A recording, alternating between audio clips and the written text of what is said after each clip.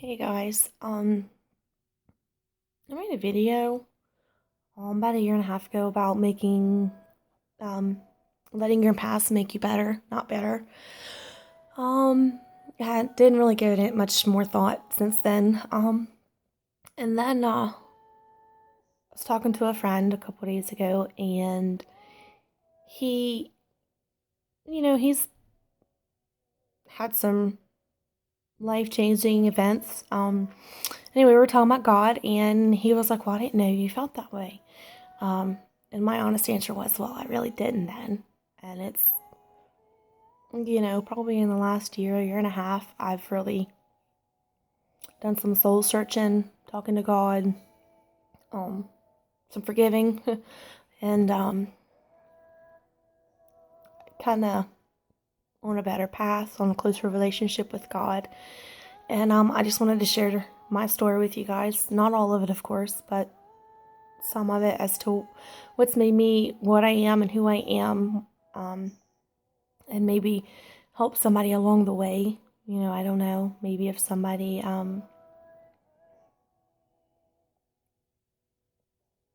watches this and they've been through the same thing, I'm here. I'll be willing to talk to you about it, whatever. I do work a lot, so it's kind of hit or miss, but I'm willing to talk to anybody that needs advice.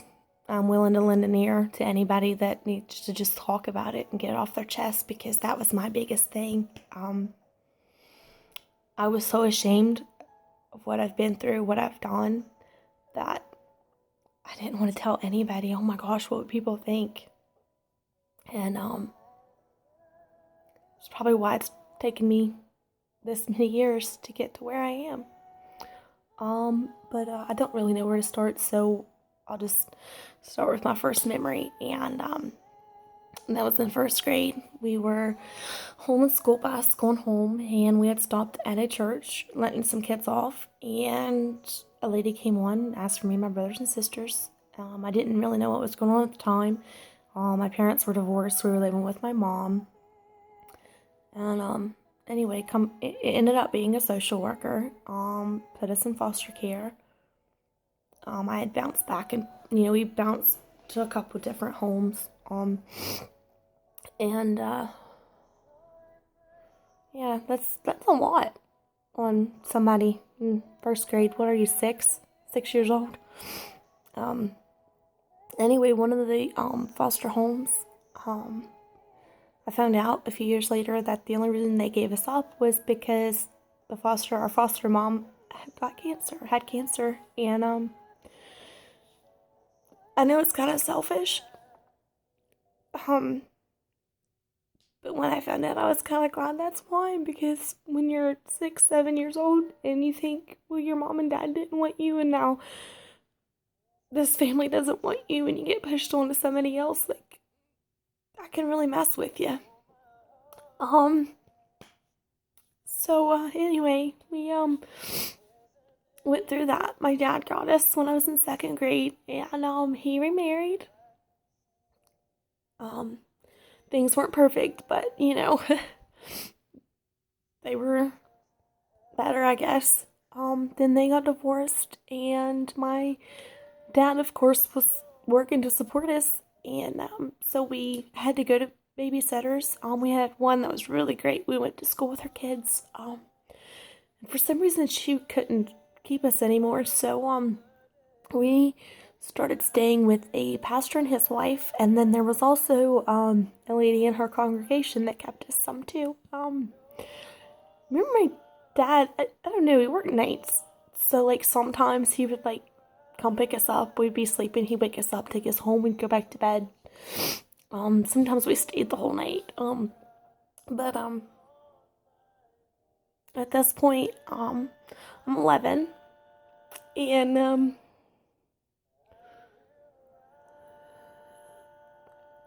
staying with the Christians, staying with the pastor and his wife. You don't think anything is gonna happen. You're staying with a member of the congregation. You really, you know, um, and so anyway, we were staying with the lady of the congregation, and We were spending the night, and like I said, I was 11, and I wasn't molested and raped by one, or two. I was raped and molested by 3 women. They're 11 years old, so, 6th, 7th grade. And, I never told anybody, because, who would? Here I am, 11 years old, I don't have my virginity anymore, and it's not my fault. But if I say anything, what are they gonna think about me? What's people gonna say? They're gonna stare at you different. They're gonna whisper behind your back. They're gonna talk about how dirty you are. So I held it in, and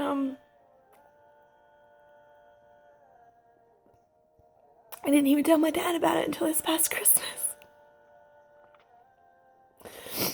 He apologized. All I remember is he's like, I'm sorry from the bottom of my heart, and you know what? It wasn't his fault.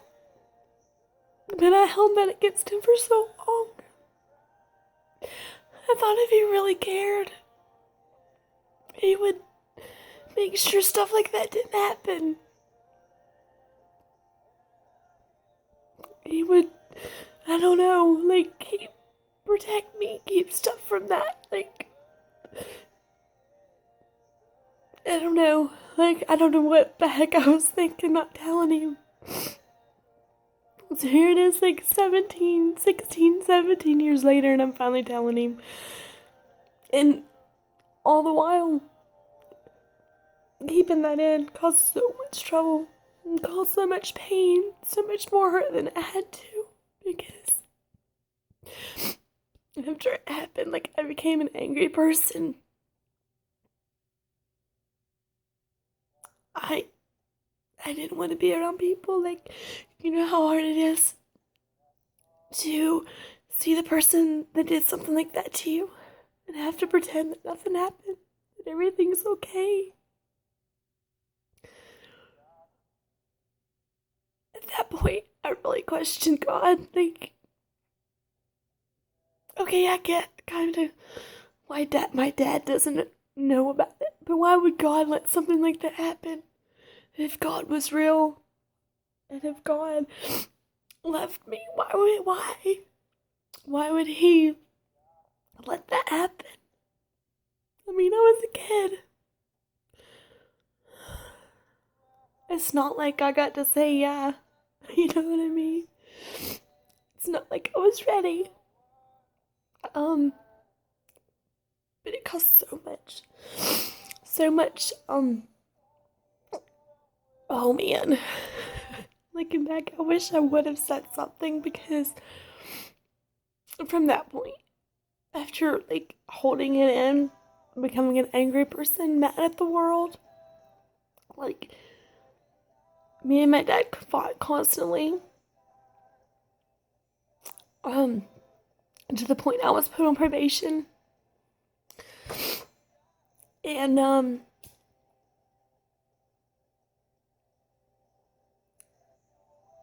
so part of my probation was I had to talk to a counselor.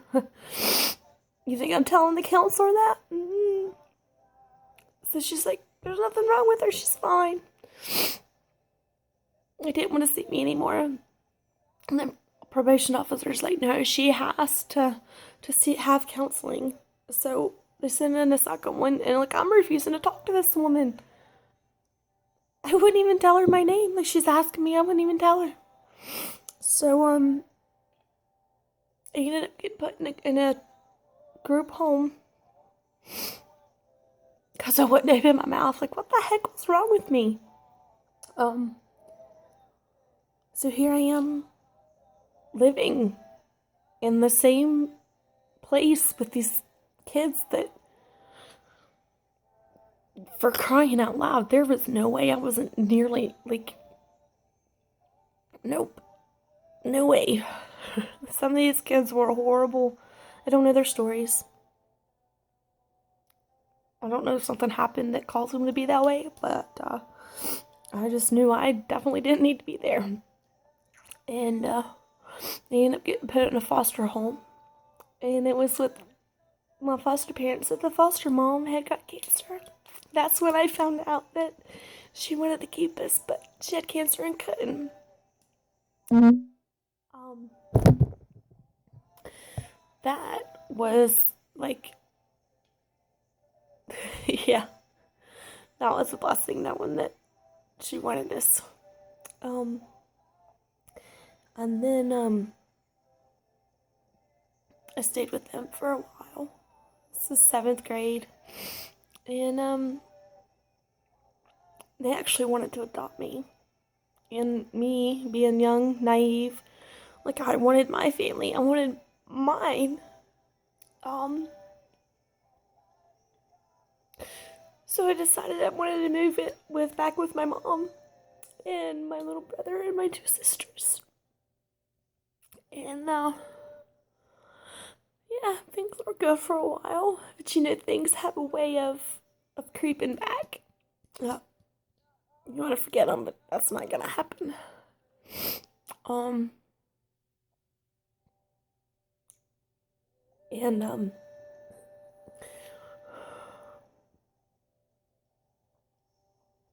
that's when alcohol and pot, like, what the heck? Was I even? I guess I thought it was gonna, like, cover it up, get rid of it, but all it did really was, yeah, it made me feel good for a little bit. But then, like, once you're not high and you're not drunk anymore, it's still there and still happened. Um, and well, then, you know, my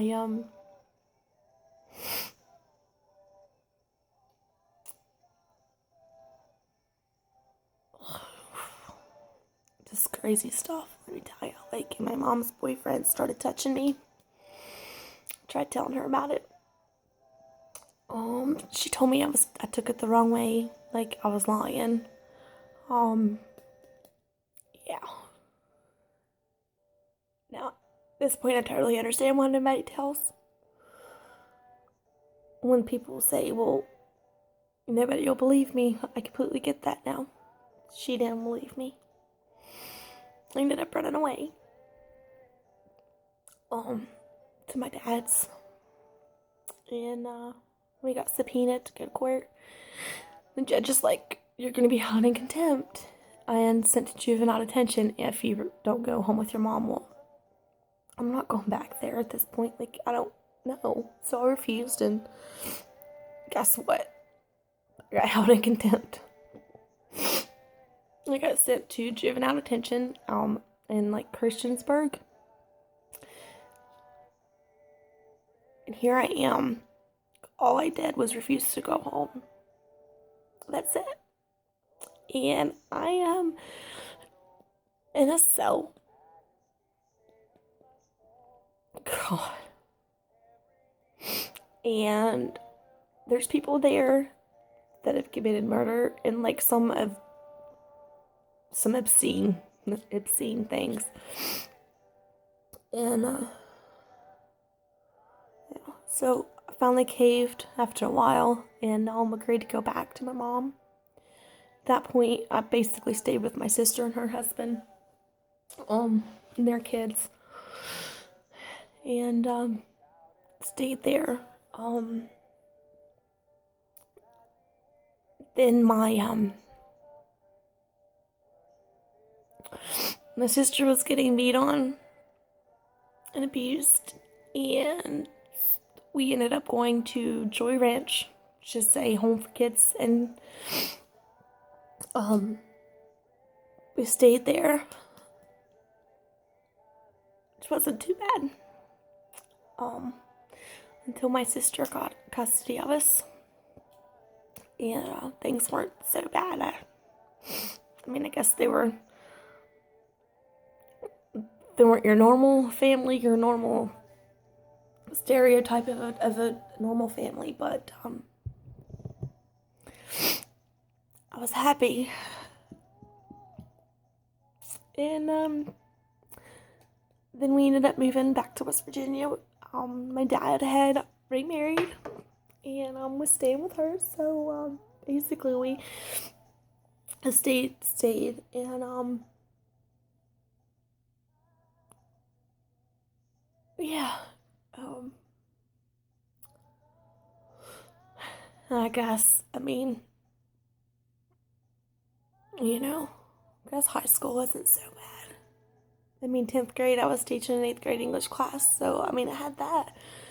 Looking back, I kind of think maybe that was God being like, there is way out, and, yeah, so, things did get a little bit better, and then I ended up moving back to Virginia,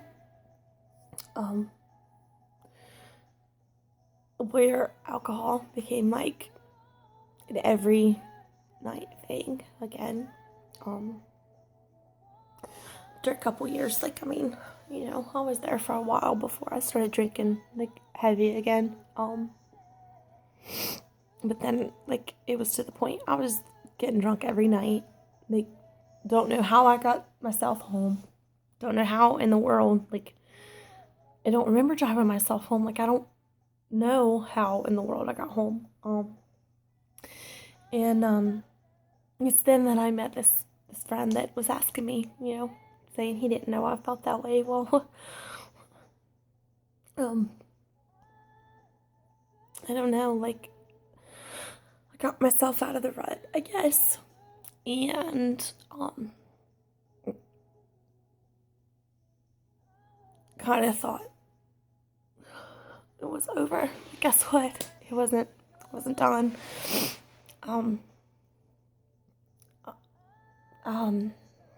Yeah. I didn't realize, but I had I wouldn't say a hatred for God, because I didn't, but I didn't really have a close relationship with him either. It was just, I would go to church, I would go through the motions, but it didn't really, because all I wanted to do was question him. Why would you let something like that happen? What did I do? Seriously, what did I do that caused me to have such a crappy life? It wasn't all bad, but not many kids can say that they've been through some of the crap that I've been through. So, I really, started talking to God, started listening to the message, and, literally that's all that stays on in my car anymore most of the time is the message. It's really good Christian, music, and it seemed like however I was feeling, whatever I was dealing with, struggling with, they would play something that was oh, wow, that's, yeah. Anyway, so after I got over, questioning God, I would question him 100 times a day, probably, I would get thinking and my head would start, spinning and all these thoughts, and, that's probably what started it, is because I started questioning him, and I really, I knew I didn't want to go back to drinking, and, I never want to touch drugs again, forget it, I don't care, don't want to do that ever again, so I kind of just, I guess I hit rock bottom, I wanted to go up. I didn't want to live that way anymore. I didn't want to sit and soak in self-pity because of what I'd been through. I wanted to make a better life for myself. And, yeah. So, a few years ago, well, it's been more than a few, but years ago, I started talking to my dad. We built a stronger relationship.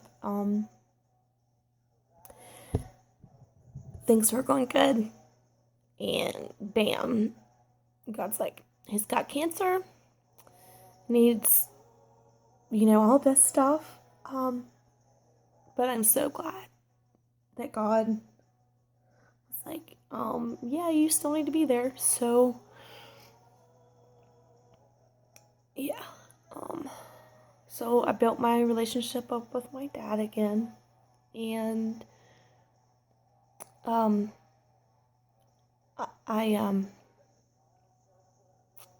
it's been rough because I went with him to doctors and stuff.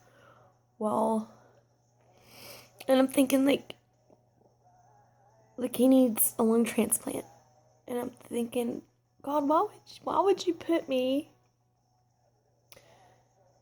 back with him if you're just gonna take him?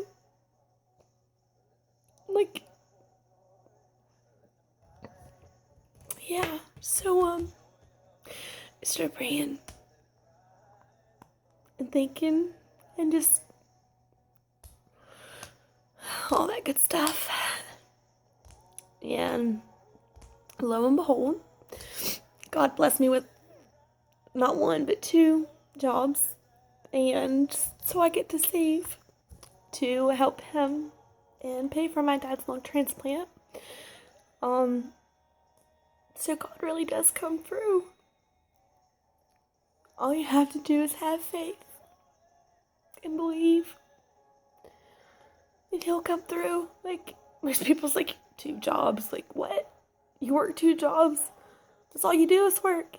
Yeah, it is. But I have a reason. It gives my life meaning. It lets me help others. Not even just my dad, but God blessed me enough that I can help others. I can go through a drive-thru and pay for somebody's food, or I can go to a nice restaurant and see an elderly couple and pay for them and not think twice about it. And if they ask why, but God bless me, I'm blessing you. And hopefully you'll bless somebody else. I know some of y'all probably think it's stupid, but yeah, actually having 2 jobs is an amazing blessing. And then, so, God was there. And then, there's just so much. It's crazy. It's amazing. Before I used to doubt God, be like, God's not. If he was real, this stuff wouldn't be happening to me. If God loved me, this wouldn't happen to me. But the Bible doesn't say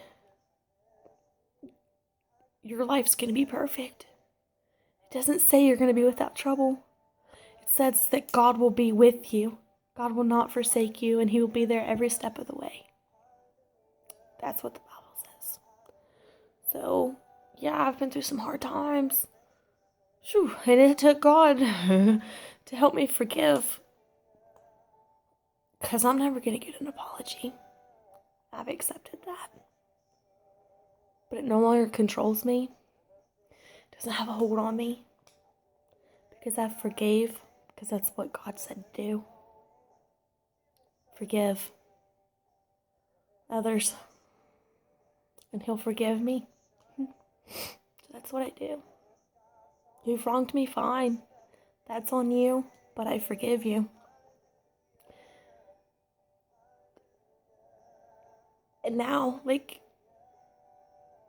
the more I focused on how blessed I am, how real God is, how much God loves me, even though I sin every day, I'm not perfect, far from it.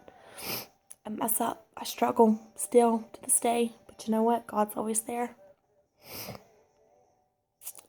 It's took a lot to get me where I am. But God, He's always been there. I just didn't realize that I didn't see it. Maybe I just didn't want to. But I think that's what I needed to open my eyes. Be like, bam, right? I mean, like, bam, right in the face. God's always been there. God's always loved me. God wasn't doing those things to me. The devil, on the other hand, the Bible says, Lord, I can't even remember exactly what it says. So don't even quote me on this. But, those,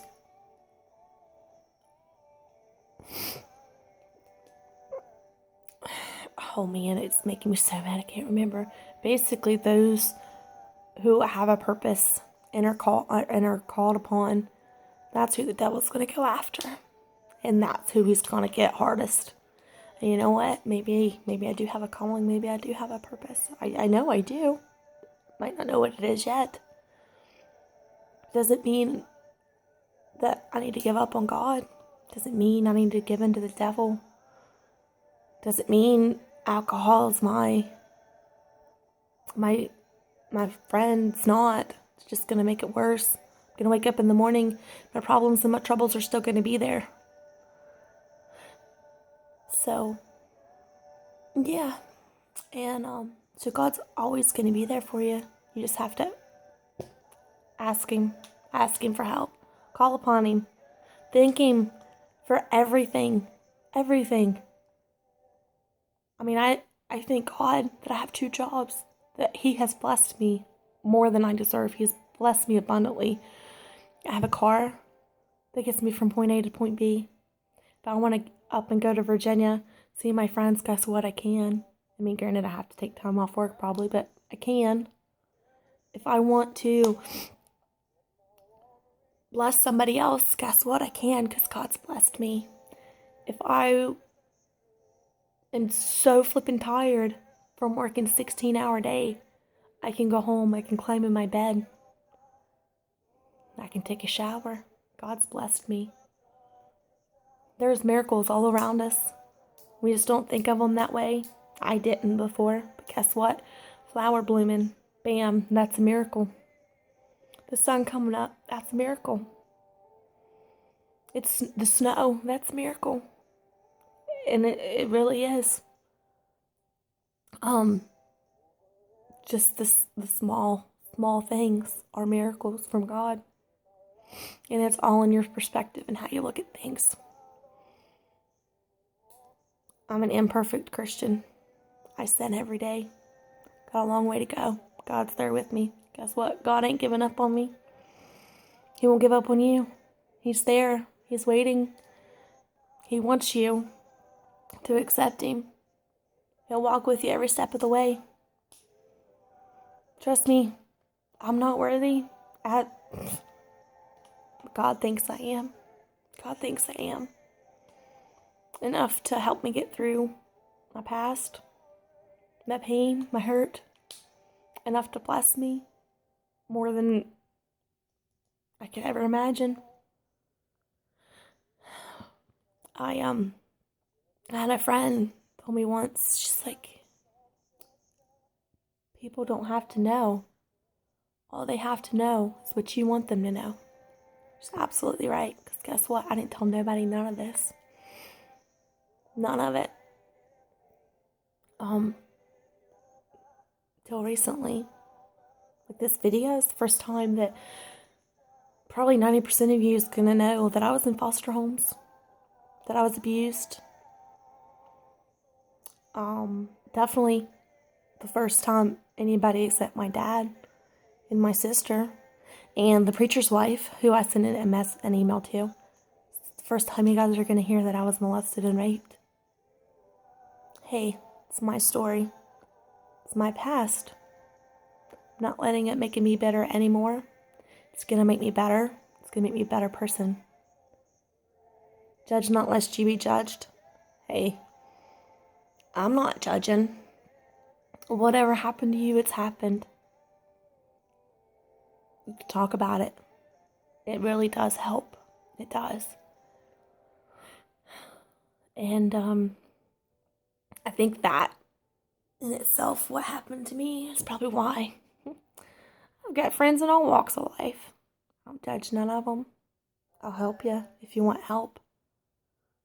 I love my job at the crisis house. Because when you get somebody through there that really wants help and wants change, and my story, I've used it a couple of times to help people. They're like, really? You've been through that?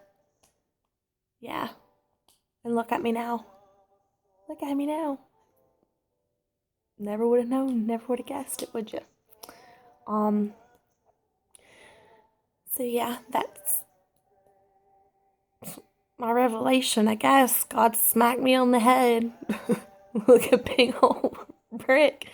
Just hit me. Hey, it might have happened to you, but that's not who you are. And, yeah. Yeah, I still have a long way to go, but I don't let it take over my whole life anymore. This doesn't happen. Anyway, yeah, so that's my story. That's why I wasn't really that close to God until recently, like within the last year or so.